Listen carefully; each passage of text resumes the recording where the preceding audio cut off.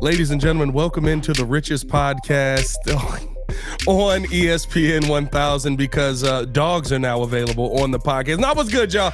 It's your boy, Pat the Designer, back at it again. Welcome into the Chicago Bears podcast.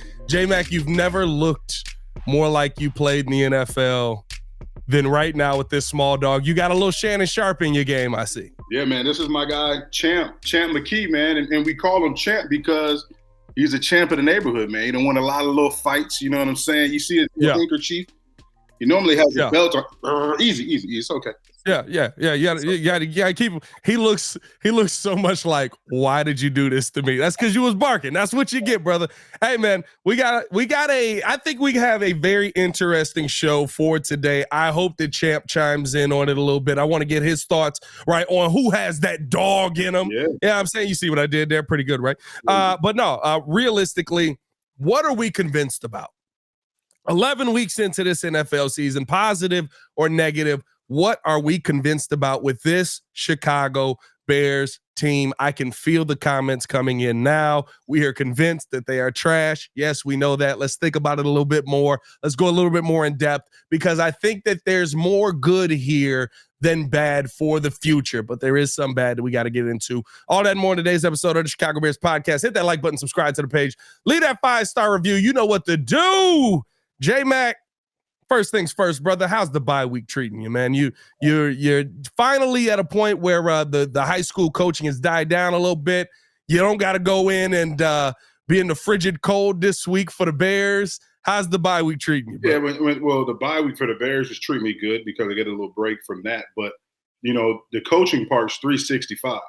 And, it's, now these college coaches are coming back in the building, getting eyes on seniors, looking at tape and, trying to find guys who could fit their program that can complete their roster. So it's good for our kids and all these kids, in high school right now. They're getting looks, they're getting opportunities to play college ball based upon their performances this past season. So, it's been good. We got our banquet tomorrow. Nice. So, we'll put a cap on our season, give out our awards to our kids who are all deserving of awards. We'll give those out and, continue on this recruiting thing. So it's an exciting time, but as a coach, it's also a sad time because I'm losing a bunch of seniors. Yeah. This will be the first group of seniors that I've had for 4 years. So, it's tough for me because, a lot of these kids I've known since grade school as well. So it's at the same time, I'm happy for them because a lot of these kids are going to go on and play college ball and, to have opportunities that they've earned based upon their performance in the classroom and on the football field. But on the flip side, I'm sad because I got to let them go and they won't be a part of our program anymore. So, it's a bittersweet time. Yeah, man, it's got to be awesome to see guys, though, being able to continue the dream, right? I mean, for a lot of guys, high school is the end of the football dream because, listen, we all don't grow like NFL players, right? But you guys school, you're sending a lot of seniors on to continue their football dreams, man. That's got to be a dope feeling. Yeah, it is. And at the same time, like us as coaches, like I have a great staff. Two of my former teammates, people know already, Olin Kreutz and Rasheed Davis, but not just those guys. A lot of guys on our staff who have coached a long time, guys who haven't coached a long time, younger guys that are, we're trying to develop into coaches and they're getting experience right now. But the main common theme that we have is, we care about our kids as people, not just players. So the biggest thing that I've seen that we've done as a program and as a coaching staff is we've been able to help mentor and to evolve our kids from being boys into men. Yeah. And that's what this group of seniors, coming in as freshmen, they were young, they were, some of them were immature, but now to see the growth and the maturity that they have from their freshman year to their senior year is amazing. So, that's the biggest thing in our program. If we've only made you a good football player, then we failed. We're here to make men, better men. And I think we've done a great job of that. And when you have that type of environment, that type of culture in your program, all of that translates on the field. And that's why I think we've had a lot of success. Yeah. Listen, usually the programs that start with that, you usually see a ton of success with them, right? Like, at the end of man, it looked like the dog crying a little bit, bro. You got the dog emotional a little bit, bro. Look at the eyes a little bit on that. Look, he emotional, brother. Yeah, he's just getting bored of my speech. He's like, oh. getting bored of my. Hey, the dog sitting there trying not to laugh. He don't talk about the kids like this when the cameras ain't on. I'm just playing. I'm just playing. J-Mac loves all of y'all. It is so dope to see that, right? Like to see you being able to. My thing is always seeing people be able to continue what their dream is and whatever their goal is. For a lot of kids, college is that next step in that. So really dope to see you being able to be a part of that, man. Let's hope for one of our teams in Chicago, the Chicago Bears, that the dream can continue, but it feels more like a nightmare this season, J-Mac. We're now 11 weeks into the season. We've got, still so many questions, but I do believe that there are a lot of things that at this point, most people have formulated their opinion on and are convinced about. When you look at this Bears team right now, what is one of the things that really stands out to you that 11 weeks in, I'm convinced this is what we have going forward, positive or negative, either a change needs to be made or keep this locked in? Yeah, I think if we're going to do this, let's do it by position group too. You know what I'm saying? So let's do it. Offensive side of the ball, obviously. Let's start with the offensive line, the foundation, of the offense, but the offense and defensive line, the foundation of any team. So on the offensive line, I think, I love Braxton Jones, him coming out, the first game, and then he got injured and he missed some time, but him coming back, he's played really well.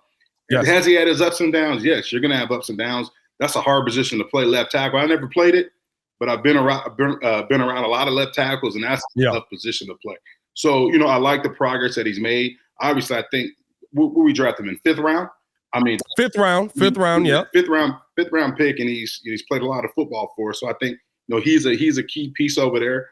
The guard position, whether I would love Teven to I don't know, Teven could play both guards, but Teven's done a great job. If Teven stays the left guard, I love Teven Jenkins. He's been a question mark since he came here because of the injuries, but I think this year he's really solidified himself as one of the better guards in the league. And now he's showing us why he was so worthy of being such a high draft pick. The dude, to me, like Teven is like the physicality of that offensive line. Like he's the tone setter of that offensive line. And when you watch him in the run game, like he plays the game violently. You know what I mean? He's smart. He's athletic and he plays with violence. You know what I mean? And that's what you want from an offensive line. So we know center is an issue. Lucas Patrick, he had his ups and downs. Dan Feeney's got in a spot duty here and there. Do I think those guys are the long-term answer? No. Those guys have played a lot of football, but, I think we're going to need help at center. I think Nate Davis has done a good job when he's been in. And then, go to Darnell Wright. Darnell Wright's done some phenomenal things. It's great to see when you have, you pick at number 10 in the first round and the guy's panning out, week in and week out. So, I'm glad we hit on that pick. So offensive line, I think we have the framework to have a good offensive line. Look at the backups, Jatari Carter, Larry Barome. I think, Jatari, I think is a good player. Barome, I think, they're backups, you know what I'm saying? And they need more development. But at the same time, offensive line, you can never have too many good offensive linemen. So I think we need to bring in some more guys on an interior offensive line, to say the least.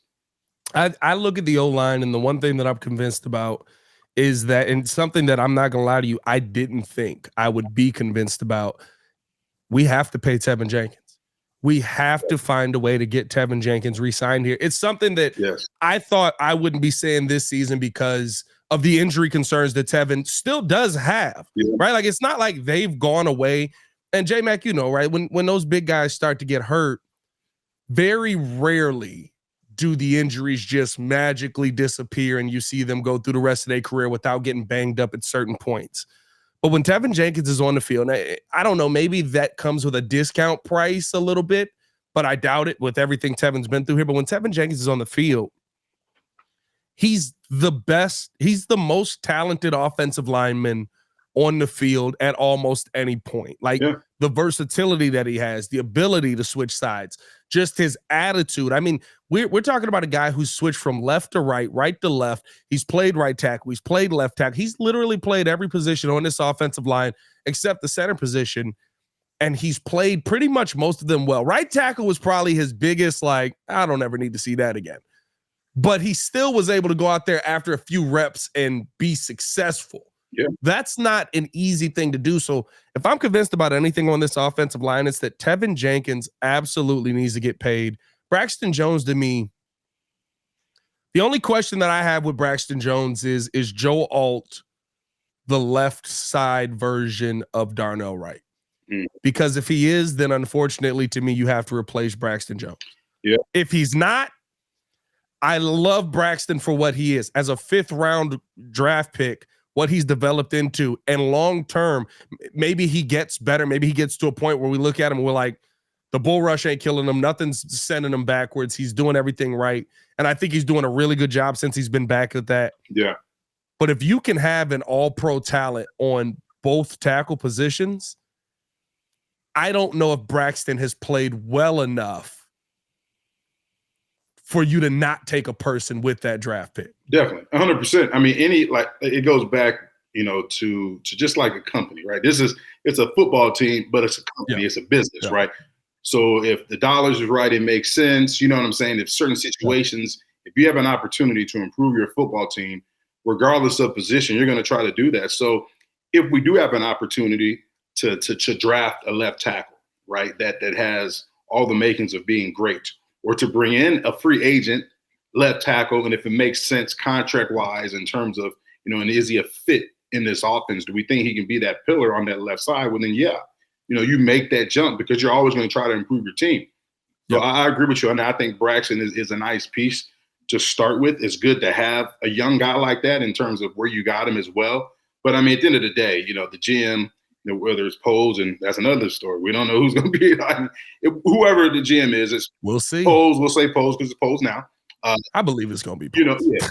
So what is he going to do? If there's a left tackle that he likes out there, that he feels that has a better potential than Braxton Jones, who he feels is a fit right now, who can come in and play right away, well, guess what?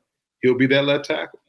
Let's look at defensive line. I think that you might as well just go through the lines, right? Yeah. The defensive line, what's the one thing that you're convinced about with this defensive line right now? Montez Sweat is worth every penny, which we already knew that when they signed him. You got people out here, why they pay him so much money? Well, damn, because one, he's a baller and he makes plays. He's produced. And two, we keep talking about the same thing over and over again. He's a multiplier. He's making everybody better. Look at the amount of takeaways we've had the last 2 weeks, right? And I'm not saying it's all Montez Sweat. The defense is playing well. Coach Flus, you're calling a good game on defense. But he's definitely a factor in it. You know what I'm saying? Like he's generating so much pressure. And the beauty of it is, it's like, you get some of these pass rushers that they only pass rush. This dude can play, he can play the run too. So it's good to have a key piece, on that defensive line, a guy that you're going to build around. And you got him locked up. And, the good thing is you got him locked up now because that price is only going to get higher. So, I'm thrilled that we were able to make that move and bring Montez Sweat in. And I'm thrilled at the production he's had since he's been here. And I'm thrilled that he's been able to enhance the play of our defensive line. DeMarcus Walker has gotten better. Javon Dexter has gotten better since Montez Sweat's arrived. Zach Pickens, another young guy you put in that rotation. We even seen Justin Jones get a sack a few weeks ago due to the Montez Sweat effect. And then, Yannick Ngakoue now, like I said before, he's not a marked man. So now you give him some one-on-one matches where he can continue to generate pressure. So we have some nice pieces on the offensive line. Justin Jones, just going over the guys we know we're going to be here. Montez Sweat, we talked about. Yeah. Dexter and Pickens, two young guys that's going to continue to get better. Justin Jones, I really don't know. I still think you need that. I don't know. I don't see Justin Jones is the production hasn't been there to me. Yeah. I don't know how he is in terms of being a leader in the locker room. I'm not in that locker room, so I can't really speak on that. And Yannick, I love Yannick, man. Yannick is, just observing Yannick and being around the team. He's such a good, humble guy. He speaks to everybody. Like, he's not one of those guys that's like walking around conceited guys like that just because he's been paid well and he's a notable guy in the league.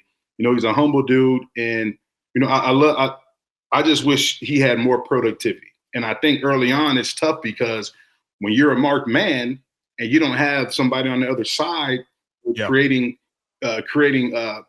pressure and giving you opportunities to have a one-on-one matchup, then, they're going to double team you. They're going to slide the protection to you. And I think that's what happened to Yannick early. So I don't know if he'll be back. He comes with a high price tag. So we'll see what happens there. I think that's the one thing that I am convinced of. Yannick Ngakoue will be playing for a different team next year. And it sucks, right? But you just haven't seen the production based on, and it's not that he can't be good. It's not that he isn't good. It's not that he won't return to his former self. Maybe through the next 6 weeks, we're having a completely different conversation because he comes away with 6 sacks, right? Like, but where he's at right now with the price tag that it will still be attached to his name because he has been that premier player, the price tag that he's going to feel that he's worth.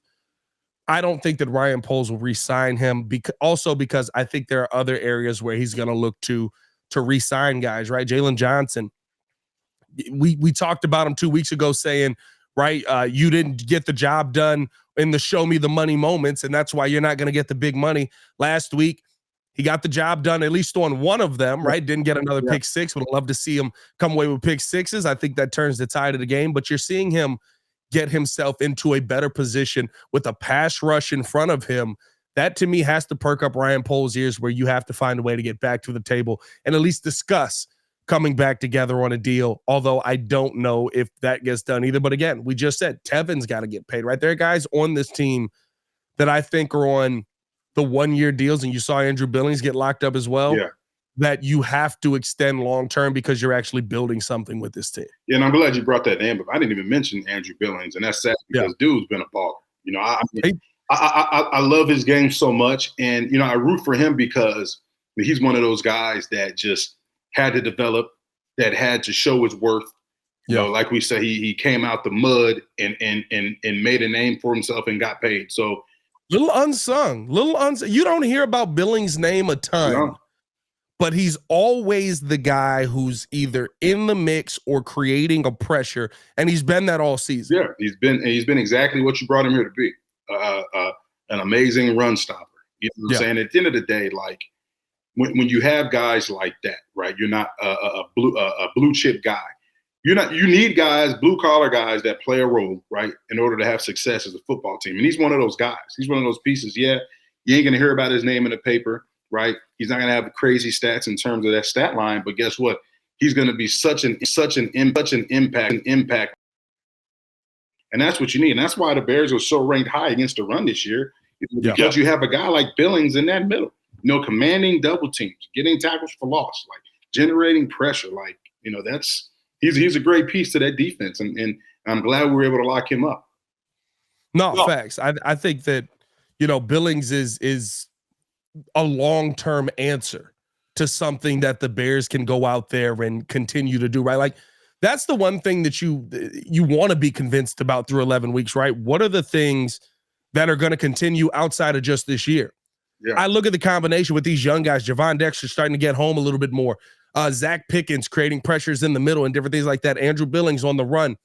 What are the things that are going to be consistent? Sweat, Billings, Dexter, Pickens, those to me have been consistent things since Montez Sweat has showed up. I'm not going to sit here and tell you that it's been consistent the entire time, but since Montez Sweat has showed up, and I think to that point as well, right? If I'm convinced about anything, going out and getting Montez Sweat has absolutely taken the signing the linebacker decision first, where we looked at it and was like, all right, Poles, yeah, you went out and got these linebackers, but you basically told them go fight for your lives and do the best you can. Yeah.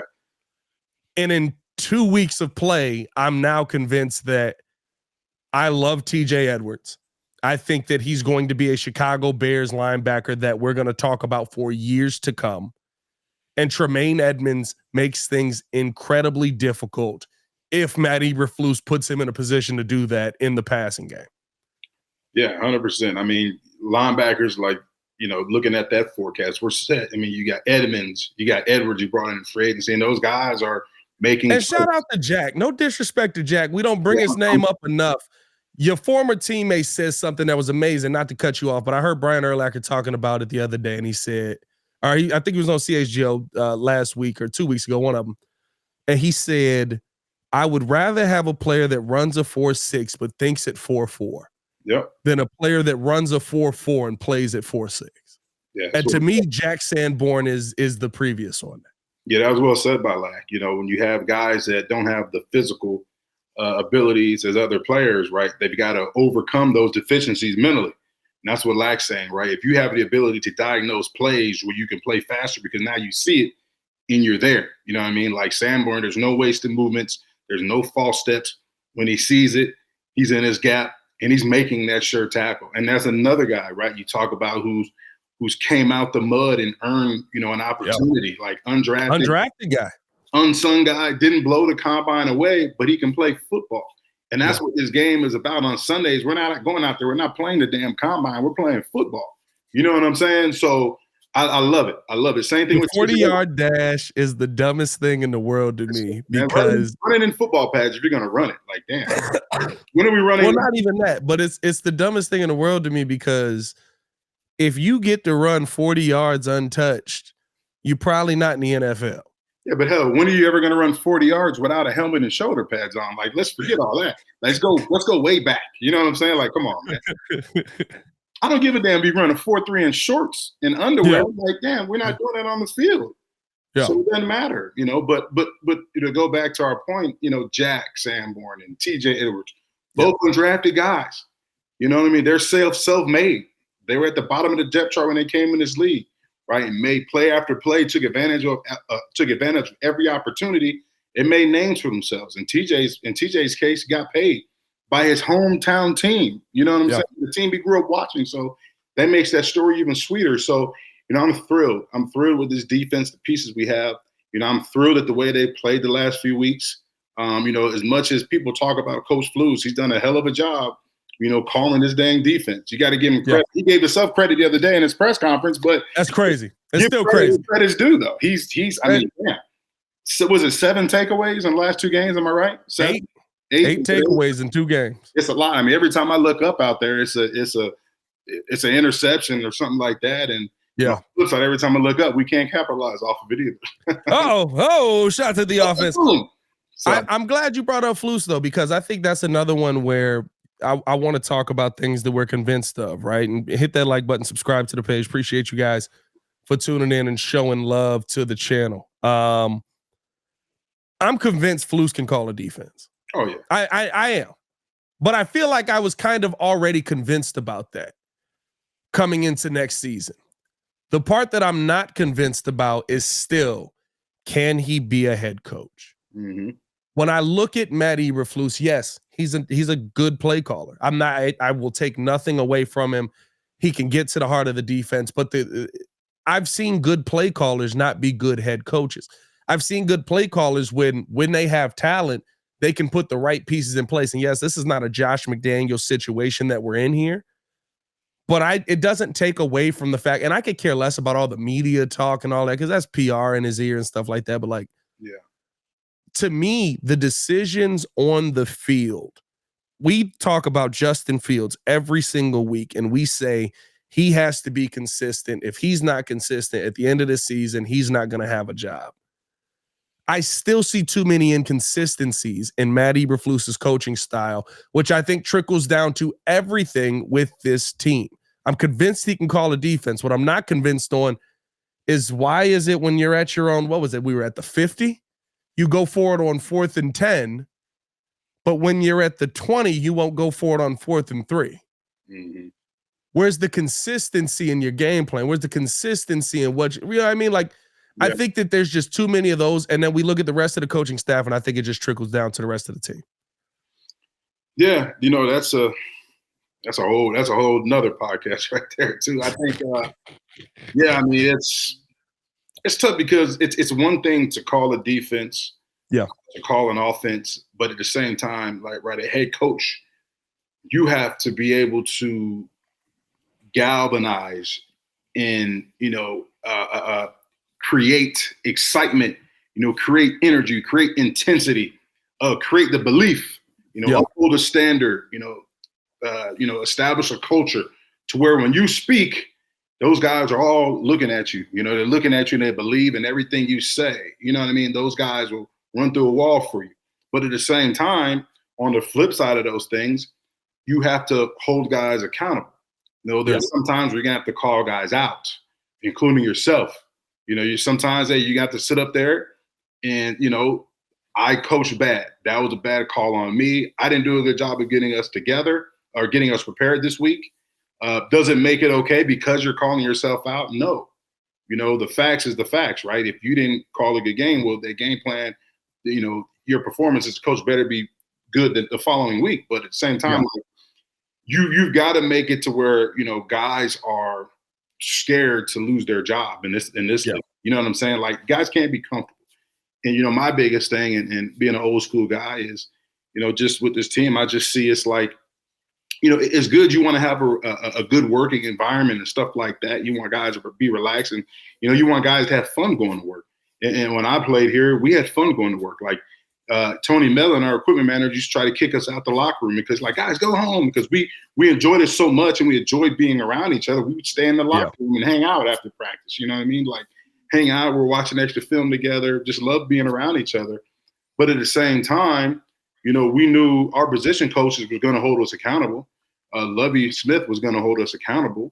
You know, our coordinators were going to hold us accountable. But at the same time, we were going to hold ourselves accountable more than any other coaches could hold us accountable. So, you know, I'm like I said, I'm not in that locker room. I'm not in those meetings. So I can't sit here and say that's not happening because I'm not there. So I can't speak on something that I'm not seeing. But as a head coach, that's the type of team that you got to have if you want to have success. Like, you've got to have a team that's player-led. And when you have a team that's player-led and those guys are, you know, they're coaching themselves, and that position group there's a head coach of every position group, and making sure those guys are doing what they're supposed to do, but then it makes your job as a head coach easier. And then, you know, that's when you can have a chance at having some type of sustained success. And we haven't seen that here in Chicago because there's so much turnover every few years. New coach, new GM, new player. Yeah. It's a cycle.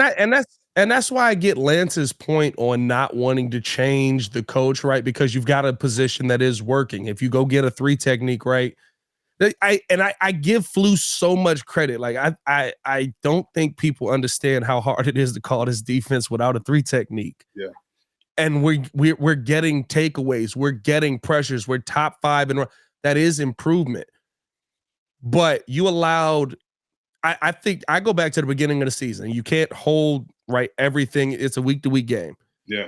But you allowed somebody to step on a football field, disrespect what your principles are at their core in Chase Claypool. And then you told him, go tell Chicago you're sorry and don't do it again. Yeah. And 3 weeks later, he did it again.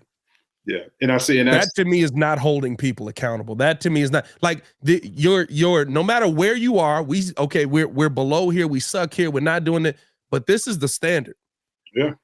No matter what, we will never be below this. That's what I want the head coach of the Chicago Bears to have an understanding on. And I think there's just too many situations where guys are just okay doing that. Yeah, and there's different coaches have different personalities and different philosophies. So, yeah, you know, I like Coach Flus you know, you can tell he's a coach that really loves his guys. You know, he's always calling his guys nicknames. He gives them nicknames and stuff like that. So, you know, I feel like the relationship with the guys in that locker room and Coach Flus, I think it seems like it's pretty good. I'm not in there, but it seems like it's pretty good. But at the same time, I think he's so loyal to a fault to some of his guys to where he's not going to call them out. You know what I'm saying? Like Claypool, he knows Claypool was doing some crazy stuff. And I like Claypool. You know, when they brought Claypool here, I was one of the guys that said, hey, you know what? I'm excited that I was excited. But here's the thing. I was skeptical at the same time because I'm a Mike Tomlin fan. You know, as a coach myself, I love the way he coaches. At the same time, if you have a guy like Mike Tomlin cast you off and you're a guy like that has that potential, that physical stature that Claypool has that could help a team, and you see Mike Tomlin cast you off, or there's something's not right. So I was kind of skeptical, but I was hoping that, hey, a new uniform, a fresh start, new environment could, help bring out that potential in Chase Claypool. And I think, you know, coming here, when you let a guy who's had a troubled history, who did some of the same things in Pittsburgh, I think that's why he got casted out, and you start letting him, you know, you give him an inch, he's going to take a mile. You know what I mean? You give him a piece of rope, he's going to turn into a cowboy. You know what I'm saying? Like, that's if you give those guys those little things and you let him, do what he wants to do, one time, two times, and he's going to think it's okay. And that's like what you're saying, Pat. You got to nip that in the bud right away and say, hey, you know what? No, you ain't going to practice when you want to. Your ass is going to practice every day. You know what I'm saying? You ain't going to be late to meetings. Like, this is one and done. Your ass better be on time in meetings every day. You better be taking notes. Like, that standard, like you're saying, has to be set all the time, because once that standard slips, it's gone forever. And your teammates, they see that. So if I see Chase coming in late all the time and nobody say anything, you know what I mean? But then somebody else comes in late, you're going to say something, but then the standard's lost. Like, I'm not taking anything seriously now. Like, this is BS. And listen, you talked about Flus, right? Having the attention in the room. It was a very small clip, but it was not a good look at the end of Monday Night Football when everybody in the room is basically like, yeah, he's talking again. Here we go. I hated that clip too, man. I hated that clip. I was like, come on. It was wild, because then you see the full you dig, and I'm like, I don't know if that was like actually the case. Yeah. But I think DeMarcus Walker literally was tweeting out bear down at the moment. But I mean, listen, there is something to that, right? Like, if Lovey was speaking, y'all wouldn't have been on your phones. Nah. Well, we didn't have Twitter, so this is true. There was no Twitter. I get you, but like, I get it. You're right, though. You're right. Like, damn, the coach is talking. Like, guys, like, let's lock in. We just want nobody was locked in. I think I forget who Buddy was in the back, but he literally was like. Then I hated that clip when I saw it too, man, because I'm like, God, like, these guys have been through so much, man. Like, this has been crazy, and you get a win. Right, a much needed win, and it almost turned into disaster like the previous week. But and then this happens. You give them something to tweet out and talk about to deviate what you just did. You know what I mean? Like, So it was. I'll tell you this. I thought it was a good. A win is a good win, right? An NFL win is a good win. I thought we got a good win, a win we needed. But after that, I was like, hey, they may be done on Flus. Flus might be about it. I don't know about that one. We'll see. One guy, and to finish it off, listen, we can sit here and are we convinced about Justin Fields or not? I don't think that one way or the other Justin's given anybody anything to go overly one way or the other, even though everybody's doing it. I saw Joy Taylor say that Justin Fields can be a backup in the league for a long time. That's wild. Yeah, I mean, like, that's crazy to me. Now, one thing that I will say, like, that's the worst thing, right? When you have somebody telling you what somebody else can be. You know what I'm saying? Like, that's what bothers me. Like, you're telling everybody that this man, he's only going to be a good backup in this league. Yeah. You don't know. It's like, this quarterback thing is crazy. Like, there's a lot of factors that determine whether or not the quarterback can be great. You can have the ability, right? You can have the ability and the leadership skills and the talent to make everybody else around you exceed expectations. But it's all about the fit, the scheme, the coaches, the players around you. All that stuff plays a part in whether or not you're a franchise quarterback. So I don't want to hear that. I hate when people say that. Oh, he's a good backup. Shut your ass up. I don't want to. Shady hate him. Yeah, Shady can't stand Justin Fields. But I mean, but still, I don't, man. But like, but at the same time, Shay, you ain't never played quarterback. You were a great running back. So stick, you know what I'm saying? Like, I can't sit here and say that Justin Fields is never going to pan out. My biggest fear is if we do get rid of Justin, he goes somewhere and he becomes that franchise quarterback that we wanted him to be here, because they do have an offense that fits his skill sets and talents, and they do have guys around him making plays, making him better. That's what's going to happen. I think that's the real question here. What are you convinced most about with Luke Getsy? Because when I watch back the All-22, I have moments where I look at Luke Getsy's game plan, and I'm telling y'all this right now. There are moments that are genius.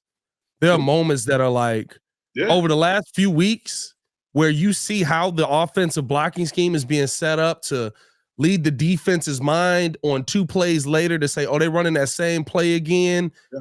And then you see it over there, and now Justin's rolling out right, and he's completing a pass downfield for 20 yards. And then there's other moments where it's like, hey, bro, did he just run 4 screen passes in a row. Yeah. To the same guy because they're blitzing. You don't have any other option off of the blitz. To me, I'm so unconvinced about Luke Getsy being a long-term piece. I think that you have to move on from him because of how many times he's been unwilling to shape an offense around the quarterback, no matter what. Like, unless you go get him a perfect pocket passer that he's going to shape the perfect system around that guy because the system he's got is already that.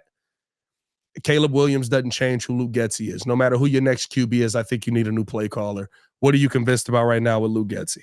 Yeah, I think that's the case. When you go from having Aaron Rodgers, as your quarterback, well then, certain things that you call, whether they're good or bad, Aaron Rodgers has that ability to make that bad call great.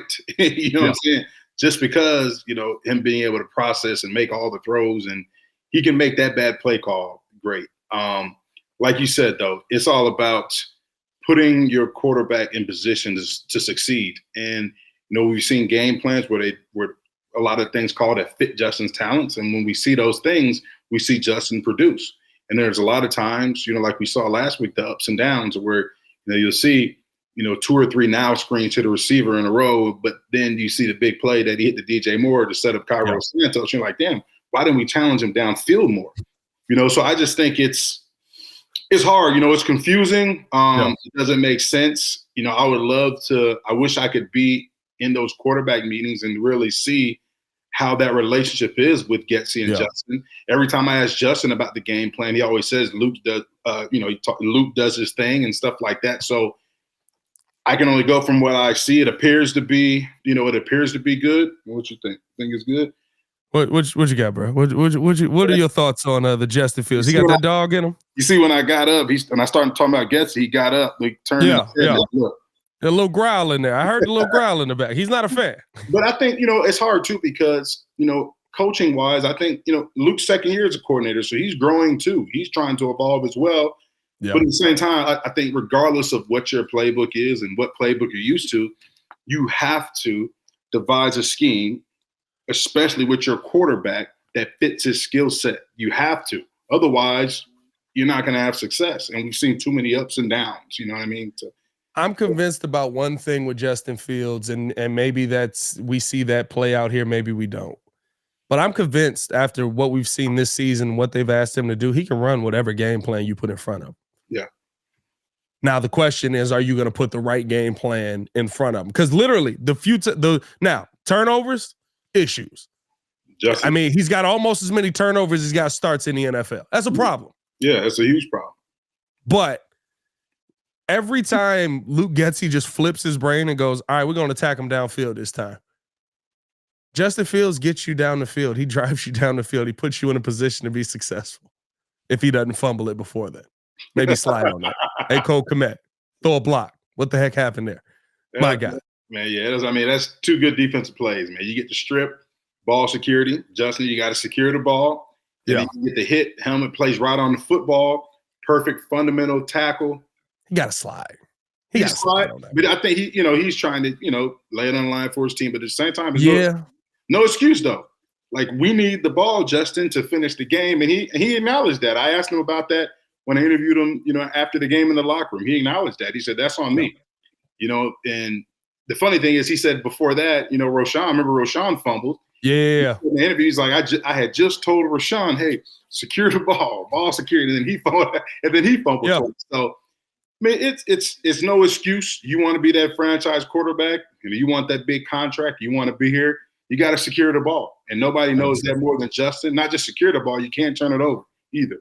So he's got to do a way better job of that, and he'll come out and say that himself. So, the good thing is, I think his teammates have his back. I think he's well respected. Every interaction I've had, the dude's so humble. He puts in the work. So he has all of those things that you want your franchise quarterback to have. The thing we haven't seen is him, putting that on the field consistently. And I think it's definitely a mixture of him. It's a mixture of the game plan, mixture of the play calling. So to have a true evaluation, it sucks because I don't feel like we have one right now. Like, I still think there's a mixed bag, especially that's the part. That's the worst part. It's like, I don't know if over the last 6 we will be able to get a true evaluation, right? Because listen, Justin may come out and cook. It's not like you're going up against elite defenses. Yeah. But that's the thing. We're not going up against elite defenses. So can I get that true evaluation? I mean, heck, we might have, I don't know what the latest is on Myles Garrett. I haven't looked at it yet, but we might have Myles Garrett not even playing against us. And that's a big blow to that Cleveland defense. So we'll see what the Bears can put together moving forward. The bye week is here. Next week, we got the Detroit Lions. That is a elite defense that the Bears were able to chop up. So hopefully we'll see more from Justin on that. Hopefully we see more from this whole team. And finally, get back-to-back wins. Hasn't happened since 2001. Ooh, Lord. Spend some time, J-Mac. Hey, man, as always, it's your boy, Pat the Designer, back at it again. Joined by Jason McKie. Appreciate you guys for tuning in and showing love. Hit that like button, subscribe to the page. Leave that 5-star review. Y'all know what to do. Y'all stay safe out there, Chicago. Bear down. Bear down. Peace.